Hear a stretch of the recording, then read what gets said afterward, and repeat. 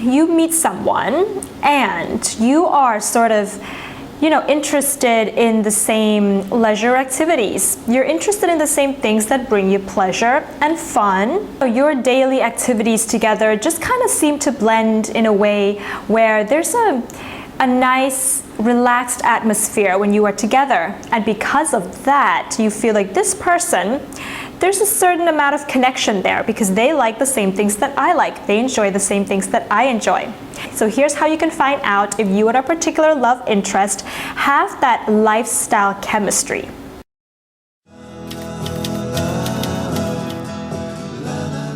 Hi beautiful souls, it's Trine here again today with another video in our 5 stages of a relationship series. And today we're still in the stage 1, which is the attraction and romance stage, and looking at the synastry of that. But today we're going to be looking at lifestyle, chemistry and attraction, and how you can find that within your synastry with another person. So if you haven't watched my introduction video of this series, I highly recommend that you watch that first. So links up above and description box below. You can watch that and then come back here so you can see what we're doing with these 5 stages of relationships. And if you want to cook up a synastry chart with you and a particular love interest, I have made a video telling you how to do that. So links above and in the description box below, you can look at that video and cook up your synastry and then come back here. So the first thing you need to be looking for to see if you and a particular love interest have that lifestyle chemistry is looking for a sun-moon contact in synastry. This can look like a sun, one person's sun conjunct the other person's moon, or sun-moon trine, sun-moon sextile, sun-moon opposition, or sun-moon quintile. So with all of these, the closer the orbs, the more that it can be felt. So this means that one person's needs, which is the moon person, whatever they're needing, the sun person has the same or similar or compatible want. So the need within all of us is what brings us comfort. It's what we really need to feel sane and rational again in the world, to be able to go to that comfort zone and come back into the world and sort of be ready to take on the world. The want within all of us is what we really want to feel like we are growing in this life, to feel like we're making something in the world and to gain a sense of self-esteem and self-confidence. So when the sun, the wants, and the moon, the needs are meeting up, what the moon person needs, the sun person, it's compatible with what the sun person wants. What the sun person wants is compatible with the moon person's needs. So let's say the sun person wants to find a community to belong. The moon person needs a community to belong, or maybe they need people around them to belong. Let's say that this is a sun, moon, and air sign. So they're going to be able to get along within that sense and have a life together that is giving them what they want and need. So the second thing that you want to be looking for in synastry with regards to lifestyle chemistry is a moon conjunct, trine, or sextile your partner's moon. So not the opposition. This means that, well, both of you have similar or compatible needs. You have a way in which you retreat back from the world and find safety and comfort, and a way of nourishing yourself that the other person either does the same, or they understand it, and then they also can sort of learn from what you're doing, and they're willing to sort of open up to getting their comforts met in the way that you're doing, because it's not too different, not too hard for them. So this kind of provides that comfort, when you just sort of stay home and you decide to watch the same kind of series, or maybe you stay home but you like to decorate your home in the same way, or maybe you both don't like to stay home, and then you can find comfort in going out and about. So the next thing you want to be looking for is a moon conjunct, trine, sextile, or opposite to your partner's Venus. So this is when the two most feminine parts of someone are meeting up. This is kind of very sweet because the trine and the sextile, you'd have to keep the orbs, I guess, about 5 degrees 5 to 6 degrees. If they're just in a trine or sextile signs and they're not actually making an aspect, it may not work. But this is showing that, you know, when one person sort of, you know, is having a bad day, you know, the other person knows how to sort of comfort them. Maybe they bring them a cup of coffee the way that the other person likes it, so they feel comfort. Things like that. So this is very sweet. Or maybe that person, you know, is having a bad day and they really need to go out and get a drink, and the other person, you know, enjoys that. Maybe this is the Venus person. The Venus person enjoys that and finds pleasure in that, and the Moon person finds comfort in that, and they meet up in that way, and then they go out and have a drink and get what they both want and need. So the next thing you want to be looking for with regards to that sort of lifestyle chemistry is a Moon conjunct trine sextile to your partner's Mercury. So, you know, besides from the Mercury being the sign of communication, Mercury also rules the 6th house, and it rules Virgo. So Mercury also has to do with our daily habitual patterns and our routines. And of course, you know, the Moon is the part of us that, like we've been talking about, wants to come back to at the end of the day, how we find safety within our home and domestic life. So this is showing that, you know, the Mercury person's daily habitual patterns is in alignment with the Moon person's comforts and needs.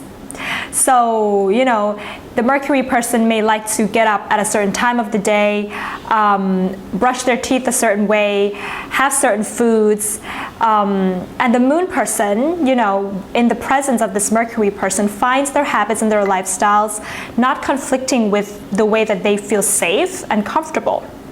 So it's just a very easy way of having a domestic life or a lifestyle that has lesser friction. But of course, you know, like I talked about in my intellectual chemistry video, this also lends to an ease of communication for both parties, and especially for the Moon person when it comes to lifestyle. You know, the Moon is able to communicate to the Mercury person and feel like the Mercury person understands them with regards to what they need and their comforts. The next indicator for a lifestyle chemistry is you want to be looking for Venus, conjunct, sextile, trine, your partner's Venus. Hey, do you want to be on the channel? No. Okay, we're talking about synastry and romantic relationships. Oh my God, I don't have that, so I cannot help. What you do with the trine and the sextile, you're going to have to keep the two Venus signs, again, pretty close so that they're making an actual aspect, 5 or 6 degrees. With the conjunction, you can go up to 10 degrees, but just because they're in the same sign or in a compatible sign does not necessarily mean that they're going to be meeting up and sort of having that energy, but it can maybe still be felt. Dear! So Venus, you know, besides from it representing the things we attract into our life and what we're attracted to, it also represents our lifestyle. You know, it rules the 2nd house. So it also rules things that bring us pleasure, things that bring us sensual pleasures like food and, you know, the right kind of scent, aromas and candles and things like that. So if the two people have, you know, a conjuncting Venus or Venus in a trine or a sextile aspect, then they're going to want to sort of, you know, go to the same types of restaurants, or, you know, maybe they like different restaurants, but they're not too different that they conflict with each other. So, you know, they can still find pleasurable experiences and leisure activities that is going to make both of them feel like they're the side of them that craves for beauty and indulgences is being met in their interactions with the other person. Maybe, you know, one person really likes to go out dancing and they like a particular kind of dance. And the other person, you know, if it's the same Venus sign, maybe they already like the same kind of dance and they can do that together. Or maybe the other person also likes to dance, but, you know, it's just more focused on their goals. But when they meet up with this other Venus person, you know, they find that the Venus person who already dances, you know, offers them classes and things and meet up with their timetable, and then they can find that kind of a pleasurable experience together. So the next thing you want to be looking for with regards to lifestyle chemistry is if the two of you have Mercury conjunct Mercury, Mercury trine, or sextile the other person's Mercury. So this is going to show that your daily habitual patterns, remember Mercury rules Virgo in the 6th house, are going to not clash with each other. So, this can look like when one person, one person likes to organize their closet in one way, and the other person has no problem with that. Or one person, likes to clean the floor twice a week in a particular way, and the other person doesn't have a problem with that. Things like that. So they're not going to clash in terms of the things that they're going to do on a daily basis. And when they get busy, they cannot get in each other's way. So it's not like one person's busy, but the other person is looking to attach or have something more intimate while that person is really busy with their life. So they can both be busy with their lives and then come together when they need to. Or one person can be busy with their lives, but the other person is supporting it and not feeling like they're being left out. And things like that. The next thing you want to be looking for with regards to lifestyle chemistry is when the both of you have a compatible ascendant sign. So this can mean that your ascendant, so that particular angle, is conjunct to each other, or is in a trine or a sextile to the other person's ascendant. So when we say this ascendant angle is conjunct, we mean one person's ascendant is within a 5 or 6 degrees orb of the other person's ascendant with regards to the trine and sextile as well. So just because they're in the right sign but they're not making an aspect may not cause this kind of a lifestyle compatibility. So this is, the ascendant is really that part of us that, goes out of the house, and yes, it is sort of a mask, but it's also really a mask that we automatically put on. So it's the way we were raised to interact with the world around us. So this can look like, if you have a compatible ascendant sign, when you go out together and you want to do things together in the world, you feel like you're in sync with one another. Let's say you go to a new party together and you have a compatible ascendant sign, you're going to be kind of on the same pace with regards to, when you're going to approach other people, what topics you're going to talk about, how you're going to present yourself, your image, when you're interacting with people at that particular party. But, if you have ascendant signs that square each other, maybe even opposite each other, then you're going to be going out together and you're going to be at this party, and then one person's going to maybe want to be really social, but the other person is sort of more introverted and they kind of don't want to interact when the other person feels like it's time to interact. So the synchronicity, the rhythms of how they're going to interact with the world around them is going to clash. Now, the last thing that I want to add into this list is looking at the asteroid Sappho. Actually, I wanted to sort of introduce this asteroid since the first video when we're talking about physical attraction, but I sort of forgot. So I'm just going to put her here. She's a mix of Venus and Neptune. So she's in between. She has the sort of